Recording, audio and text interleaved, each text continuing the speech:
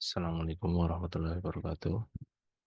Pada kesempatan ini kita akan membahas terkait kode otorisasi, semacam sertifikat elektronik gitu ya.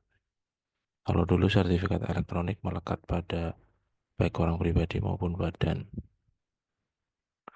Nah, namun untuk kode otorisasi ini melekat pada pribadi. Badan itu menggunakan pribadi yang mewakilinya. Bisa tanda tangan direkturnya, bisa tanda tangan wakil direkturnya, atau juga pengurus-pengurus yang lain. Bagaimana cara mengajukan sertifikat elektronik? Yang pertama kita masuk ke laman Kortek DJP, seperti biasa kortekdjp.pajak.go.id.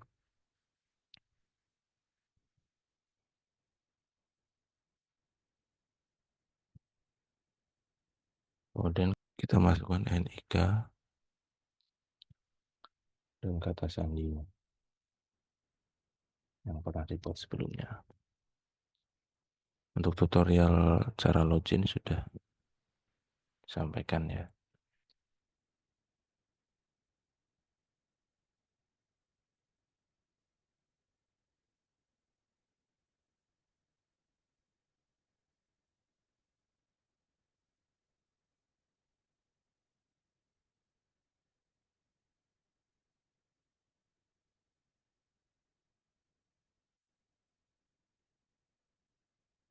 Setelah kita login, kita pilih yang portal saya, kemudian permintaan kode otorisasi atau sertifikat elektronik. Jadi di Kortek ini ada sertifikat-sertifikat elektronik yang diterbitkan oleh pihak ketiga yang dapat digunakan di Kortek. Sertifikat elektronik yang bisa digunakan itu cukup banyak, namun yang gratis yang tidak berbayar adalah kode otorisasi yang diterbitkan oleh DJP. Kode otorisasi ini tidak berbayar namun tidak tersertifikasi. Yang tersertifikasi adalah sertifikat elektronik yang lain. Gitu ya. Nah, nanti kita di sini masih error. Masih error, kita ulang lagi.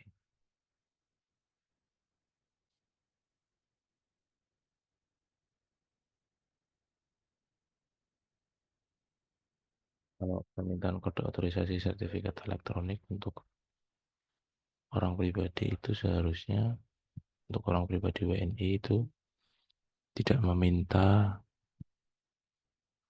upload tapi foto secara langsung. Kalau minta upload itu biasanya untuk warga negara asing.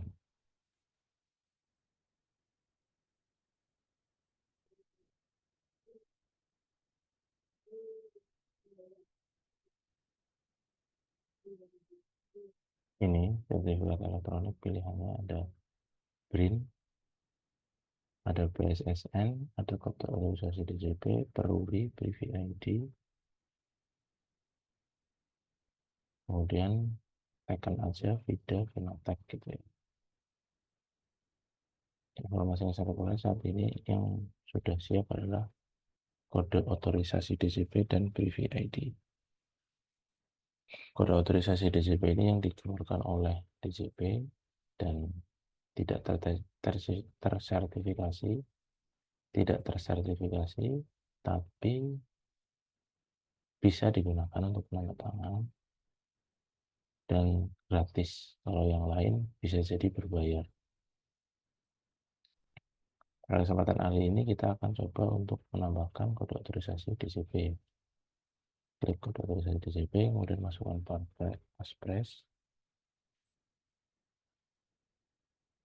Ketentuan passphrase-nya sama dengan ketentuan password, jadi bisa disamakan, bisa juga berbeda. Kemudian setelah itu tag foto, ambil fotonya. Kita siapkan fotonya pas di tengah.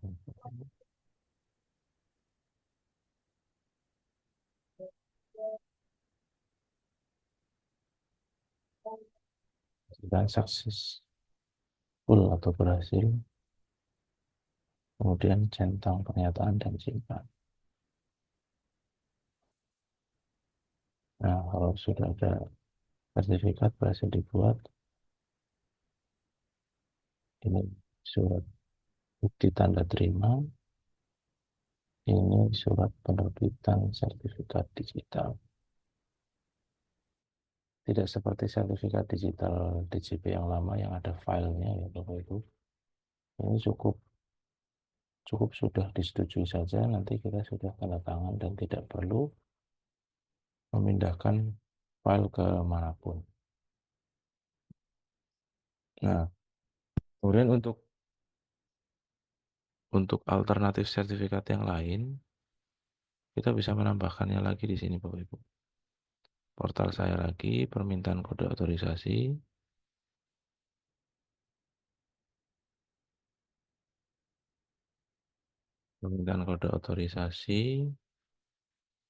kemudian pilih yang Privy ID yang sudah terdaftar. Caranya sama ya seperti tadi, hanya perbedaannya adalah kalau Privy ID kita tidak memasukkan passphrase seperti yang tadi, namun memasukkan ID penanda tangan. ID penanda tangan ini diperoleh dari kita melakukan pendaftaran di Privy ID. Cara pendaftarannya cukup mudah, jadi Bapak Ibu nanti ke Play Store atau iOS, kemudian cari Privy ID ya. Ejaannya sama seperti ini. Kemudian Bapak Ibu mendaftar. Nanti setelah berhasil terdaftar, masukkan ID penanda tangan di sini, di Kortek, kemudian sama seperti tadi, ambil foto, checklist ini, pernyataan, dan klik simpan. Begitu ya. Nah nanti bagaimana cara kita mengecek bahwa ini sudah berhasil? Kita di sini, di portal saya, kemudian di profil saya. Setelah itu,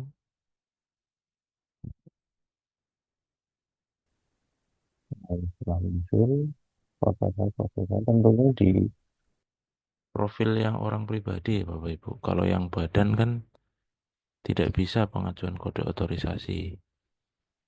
Itu karena memang badan ya nanti yang kode otorisasinya dari wajib pajak wakilnya, dari OP-nya, bisa direkturnya, bisa pengurus yang lain. Kemudian kalau faktur pajak bisa karyawan yang ditunjuk begitu ya.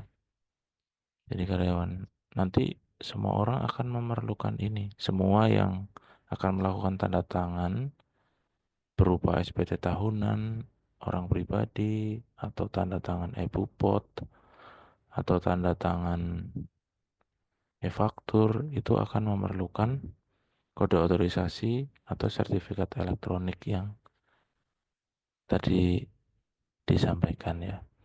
Untuk kita cek ada di sini Bapak Ibu, ada di profil, kemudian di nomor identifikasi eksternal.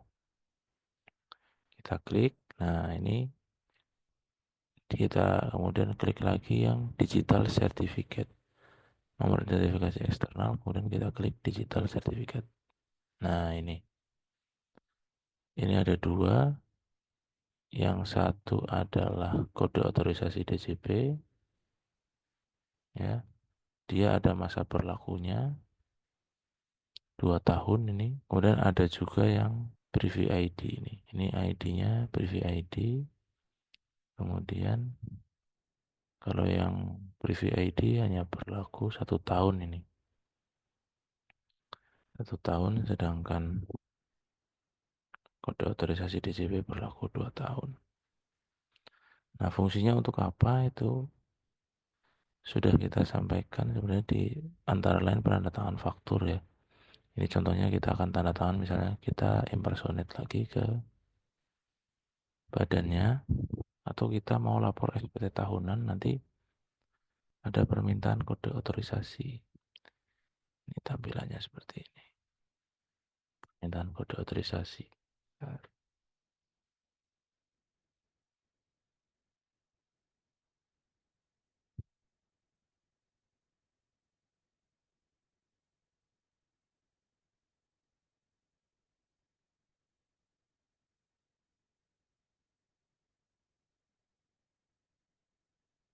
Nanti munculnya di sini, tanda tangan dokumen.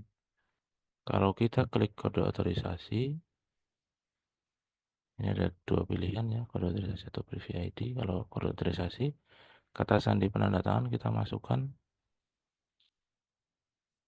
passphrase gitu ya. Passphrase-nya apa? Klik, kemudian klik simpan, klik konfirmasi tanda tangan. Jadi biasanya kalau signer in progress itu, setelah klik simpan, kita klik aja berulang-ulang ini. Klik berulang-ulang sampai berhasil. Kalau sign in progress. Kemudian kalau preview ID, ini kita ganti preview ID. Kita masukkan di sini adalah bukan ID-nya, tapi token ya, OTP-nya ya. Jadi pertama kita permintaan OTP, nanti kita dapat OTP di HP, kemudian kita tulis OTP-nya, kemudian klik dimanapun supaya simpannya nyala ini, klik simpan, setelah itu konfirmasi tanda tangan. Nah ini juga yang diulang-ulang nanti jika masih signer in progress ya. Klik terus sampai dia berhasil. Nanti kalau sudah berhasil, tanda tangan sudah selesai. Demikian terkait kode otorisasi. Semoga bermanfaat. Wassalamualaikum warahmatullahi wabarakatuh.